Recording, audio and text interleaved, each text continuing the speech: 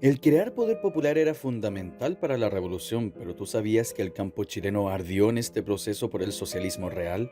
En este video les presentaré lo que fue el inicio del proceso revolucionario en Cautín, con el llamado Cautinazo, y quién estaba detrás de él. Bienvenido a su canal El Viejo de Historia. Algo que deben comprender es que para la lógica marxista ascender al poder real se tiene que hacer en todos los espacios de poder en el país, y en el caso chileno este se dividía en la ciudad y el campo. Para la época casi el 40% de Chile vivía en el mundo rural. Además, los centros de poder eran los latifundios, era el sustento de Chile. Para el marxista era fundamental tomarse estos medios de producción. Por eso las tomas de fondos arreciarían, como diría el diario La Estrella el 21 de diciembre de 1970. Es bastante anecdótico, a un mes que Allende asume la presidencia, la impunidad era común. Los dueños de campos y sus campesinos eran echados de sus tierras, ya sean por terroristas del MCR, que era el brazo rural del MIR, o eran echados por el Estado dirigidos por agentes de la CORA, la cual era la Corporación de la Reforma Agraria. Como dije, para engendrar poder en el campo, según la lógica marxista, era necesario tomárselo y engendrar nuevas instituciones de autogestión y de lucha constante contra el poder burgués.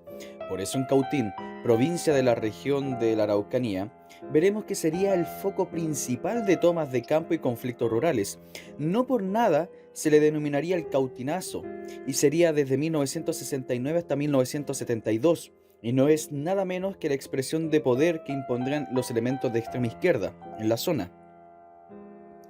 El cautinazo sería liderado principalmente por elementos indígenas y campesinos para que el Estado de Chile le restituyera las tierras usurpadas, entre comillas, lo cual desde 1971 se hacía constante.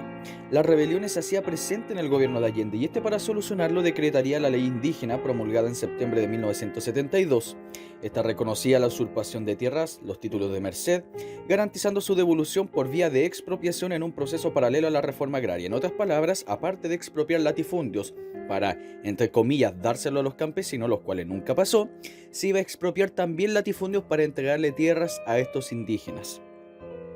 Ahora, ya entendiendo la coyuntura de la zona sur, veremos quién realmente estaba detrás de todo esto.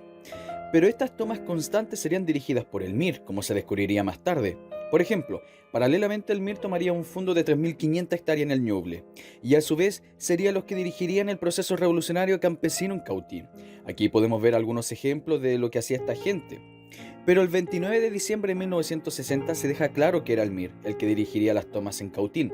Juan Saavedra, abogado, mirista y presidente de la Federación de Estudiantes de Concepción y asesor jurídico de los mapuches, él mismo afirmaría que ellos estaban detrás de esto, y cito: era para agudizar las contradicciones existentes en el seno de la UP.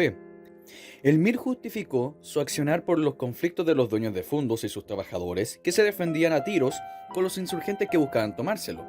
Pero hay que preguntarse algo: ¿por qué Cautín era una de las provincias más afectadas por la rebelión y los ataques del Estado por la CORA?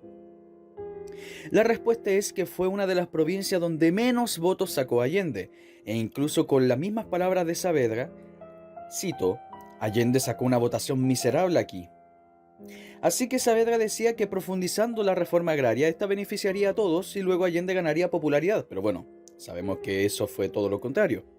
El MIR afirmaba que el gobierno los apoyaba, lo cual en parte era cierto. O mejor dicho, una parte del gobierno sí lo hacía, pero otra parte del gobierno, por medio de sus intendentes o sus ministros, como lo diría el abogado del Ministerio del Interior, Manuel Irarrázaval, que los pobladores sin casa abandonasen esa actitud y desalojaran el sitio ocupado, porque si no es así, serían desalojados. El MIR aprovecharía todas las contradicciones del campo para acelerar la revolución rural chilena. Usaría tanto las problemáticas indígenas como las de los campesinos, y lo sabía bastante bien. Pero esto y más lo veremos en un próximo capítulo. Muchas gracias, y este es su canal El Viejo de Historia.